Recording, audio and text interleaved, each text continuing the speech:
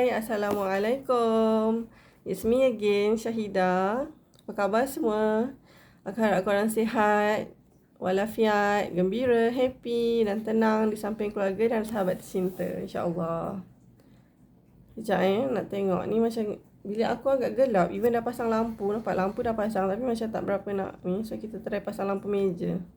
Ni okey tak? Ni biasa.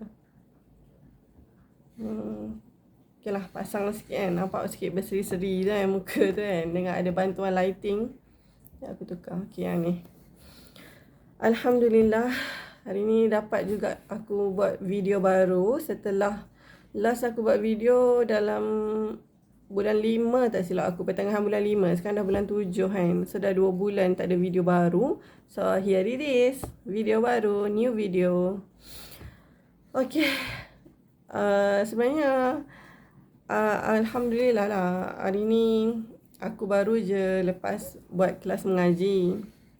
Okay, actually semalam aku dah buat video 30 minit aku bebel, punya dah lama bayangkan. Lepas tu bila aku dah stop video, meaning aku dah tamatkan video, aku dah habis, tiba-tiba aku nak check balik video tu dekat file dalam Chromebook aku, tak ada, kosong. So macam ya Allah, sayang gila Ailio aku bebel selama 30 minit. It's okay, tak apa. Aku anggap itu sebagai ujian dan cabaran untuk aku lah. Tak ada masalah. Aku boleh je nak cerita balik apa yang aku nak bagi tahu dalam video aku kali ni. Okay.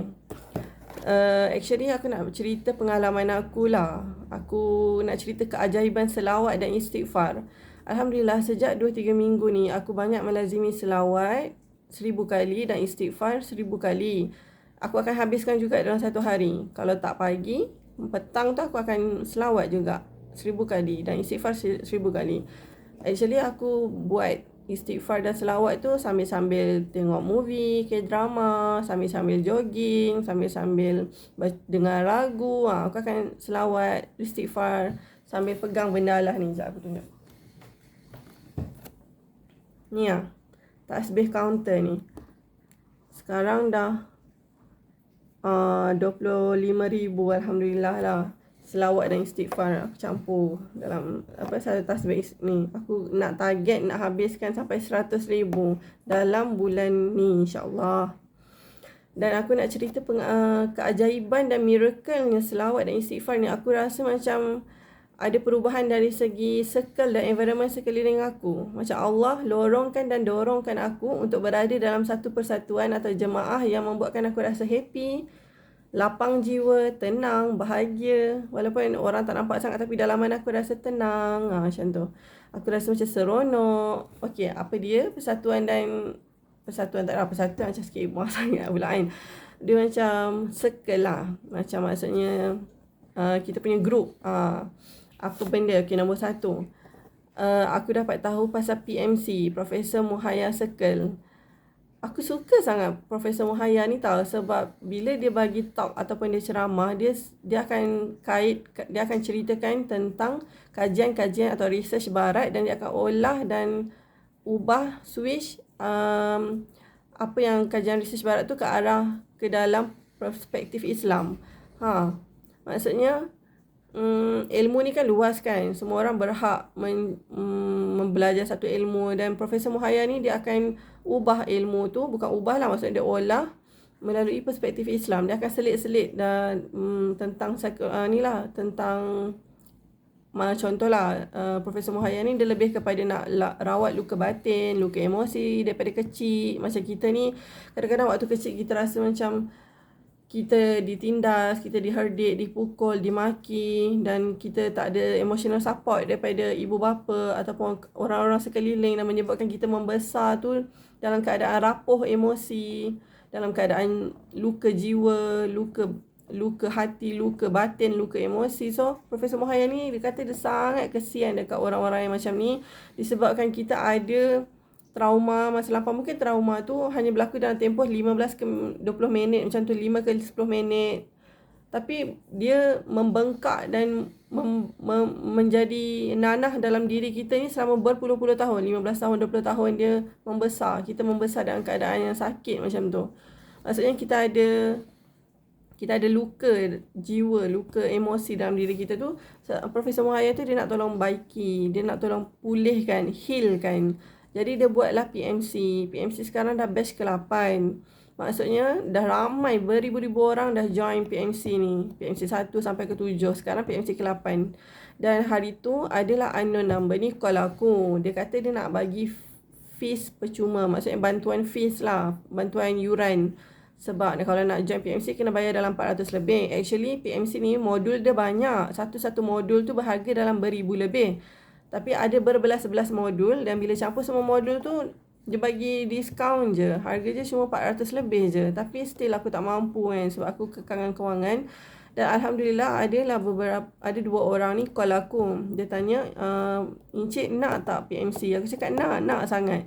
Lepas tu dia kata, insyaAllah ada seseorang dah infakkan PMC ni. Jadi dia nak bagi pada orang yang betul-betul nak dan layak je. Jadi Cik kena ceritakanlah dan share pengalaman Cik bersama PMC ni supaya jadi inspirasi ke orang lain. Supaya bila kita ada transformasi dalam diri kita lepas kita dah join PMC tu, kita share dekat orang apa yang improvement yang kita dah ada dalam diri kita, luar dan dalam. And then kita share ke orang supaya orang pun terinspirasi dan dapat manfaat daripada PMC tu sendiri. Macam tu lah. Tu yang aku suka pasal Profesor Muhaya ni, sebab dia banyak nak bagi inspirasi dan manfaat ke orang lain.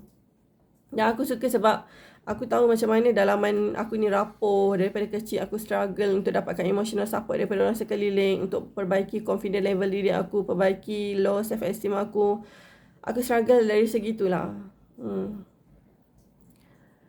So itu yang pertama, PMC. Aku berada dalam kumpulan PMC dan kumpulan PMC tu, Profesor Muhaya tu dia berkolaborasi dengan Ustaz Hakim. Ustaz Hakim ni pun aku suka. Ustaz Hakim ni dia banyaklah bercakap pasal tadabbur Al-Quran. Dia cerita pengalaman dia. Dia membuat aktiviti sukarelawan untuk membantu orang-orang di Syria, rakyat-rakyat di Syria, Palestin.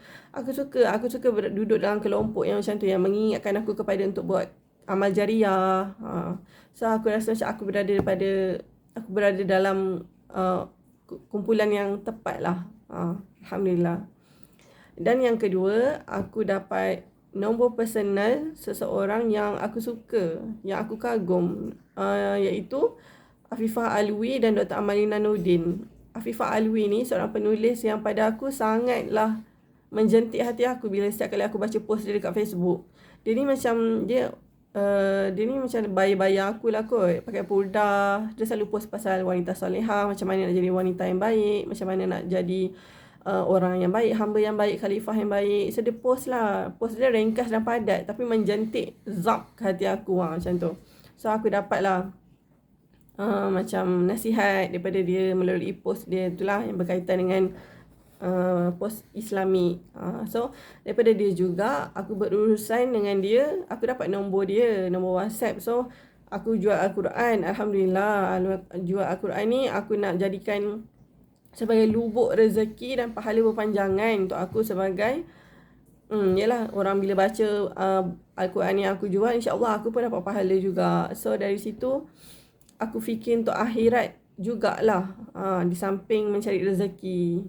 So aku pernah doa dekat Allah, ya Allah aku nak sangat ada sahabat, yang baik yang membawa aku ke jalan Allah, yang mengingatkan aku tentang kebesaran keesaan Tuhan, yang membuatkan aku fikir pasal ya Allah, baiknya Allah ni, yang kita sama-sama satu perjuangan, berkawan kerana Allah lillahi ta'ala.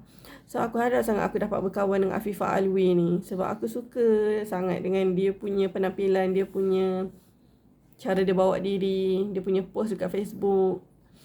InsyaAllah. Dan nombor 3, aku dapat tahu pasal Think Quran Circle, TQC. TQC ni daripada Dr. Amalina Nordin. Dia yang inisiatif dia buat benda ni lah. Dia macam satu apps TQC ni, macam mana cara kita nak hafal dan ingat dan hayati beberapa surah dalam Al-Quran, beberapa surah dalam solat. Contoh macam kalau kita nak solat kan, kita baca surah An-Nas, surah Al-Falaq, surah Al-Ikhlas. So daripada surah-surah tu dia akan buat macam satu game, macam quiz lah apps ni. So contoh dia tanya apa maksud An-Nas. So dia akan bagi A, B, C, D. A tu manusia, B tu kanak-kanak. C tu Al-Quran. D tu kata-kata. Okey, dalam 4 pilihan jawapan ni mana satu yang betul? So jawapan dia A, manusia. Anas maksudnya manusia. So kita jawab kuis macam tu. So makin lama kita makin ingat. Sebab kita main game kan. Game ni kan dia buatkan otak kita macam aktif kan. Macam neuron-neuron sel-sel bergabung, berhubung kan. So macam melalui game tu, melalui kuis tu, so kita dapat ingat aku rasa boleh dapat ingat berpuluh-puluh ratus juga ayat perkataan lah dalam surah. So bila kita solat tu, kita boleh ingat, hafal, hayati dan lebih khusyuk lah dalam solat. Sebab kita tahu bahasa Arab, kita tahu huruf perkataan tu dalam bahasa Arab dan maksud dia dalam bahasa Melayu apa. InsyaAllah kalau kita jual apps ni dekat orang lain, InsyaAllah kita pun dapat saham akhirat, saham pahala tu juga. So dia punya harga untuk satu apps tu adalah 299. Still aku tak mampu, tapi aku sebarkan juga manfaat dia dekat orang lain lah. Kalau orang lain tu dia mampu, boleh beli yang package 1000 lebih tu. Kalau 1000 lebih boleh kongsi dengan 4 lagi orang lain. So yeah. Then next, aku ada seorang kawan aku ni, bila aku cakap aku terdetik nak buat buku, dia share satu link kepada grup WhatsApp. Grup WhatsApp ni bertajuk penulis bestseller. Penulis bestseller ni adalah yang buat buku hijrah menaiki basikal ke Mekah. Pasangan suami isteri ni, dia 2 orang naik basikal daripada Malaysia pergi ke Mekah untuk menunaikan haji ke menunaikan umrah. Antara 2 tu lah, aku tak ingat.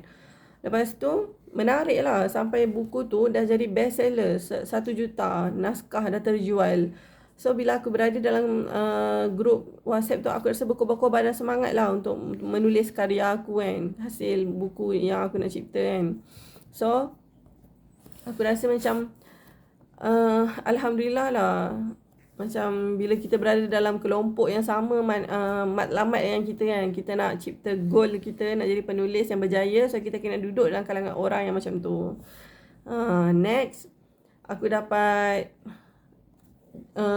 duduk dalam satu grup, di mana grup ni nama Geng 5 Pagi Tahajud, G5PT, Geng 5 Pagi Tahajud. Di mana setiap pagi aku akan dapat wake up call daripada orang yang volunteer untuk kejutkan setiap orang yang bagi nama dalam grup WhatsApp tu untuk bangun tahajud. So rasa macam seronok lah, macam kita duduk dalam kalangan orang-orang yang sama dengan kita, yang macam kita rasa macam kita nak buat pahala sama-sama. Kita tak buat seorang-seorang, maksudnya secara berjemaah. Jadi benda tu buat kita rasa semangat, macam kita nak berlumba-lumba buat kebaikan kan. Ramai-ramai kan lagi best kan. So pagi-pagi senang nak bangun tahajud. Alhamdulillah, rasa bila dah bangun tahajud tu dapat satu perasaan yang segar, fresh. Sebab bangun-bangun pagi je kita terus berhadapan dengan Allah kan. Allah, Tuhan yang mencipta kita. Bukan kita berurusan dengan manusia. Pagi-pagi tu dengan Allah dulu. So bila bangun pagi, kita mandi, kita ambil wuduk. Lepas tu kita solat sunat wuduk, solat sunat tahajud, solat sunat taubat, solat sunat hajat, solat sunat istikharah. Dan kalau mampu buat solat sunat tasbih. Bangunlah dalam pukul 4 pagi. So bangun pukul 4 pagi tu bangun, mandi air sejuk, mandi ais lah lagi bagus sambil segar. Lepas tu kita minum air panas, air suam supaya kita lagi tak mengantuk. And then kita pun buatlah solat sunat dan kita zikir, baca Al-Quran before subuh. Rasa macam bila kita dah bangun seawal pagi tu, hidup kita seboleh-bolehnya Allah akan uruskan, Allah akan pemudahkan. Dan kalau ada orang beritahu aku, kalau kita nak dipermudahkan urusan, baca Yasin selepas solat subuh, InsyaAllah urusan kita akan dipermudahkan daripada awal sampailah keesokan harinya, InsyaAllah. Dan perasaan dia, Ustazah Asma Arun pernah bagi tahu, kalau kita tahajud, kita punya doa tu macam anak panah.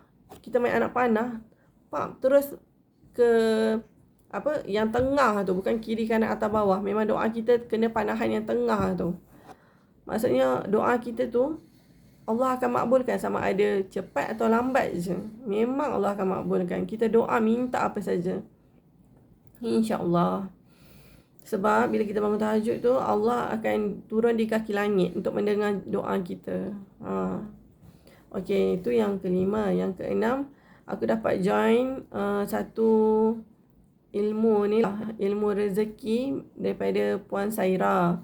Ya Allah, malam tu aku rasa macam pergi seminar. Padahal kelas live je, live TikTok kan. menangis. Aku sebab mengenangkan betapa banyaknya dosa-dosa aku, mengenangkan betapa baiknya Allah. Allah tak pernah menzalimi hambanya. Hambanya saja yang selalu menganiaya diri sendiri. Dan kalau boleh kita kalau bab nak mencari rezeki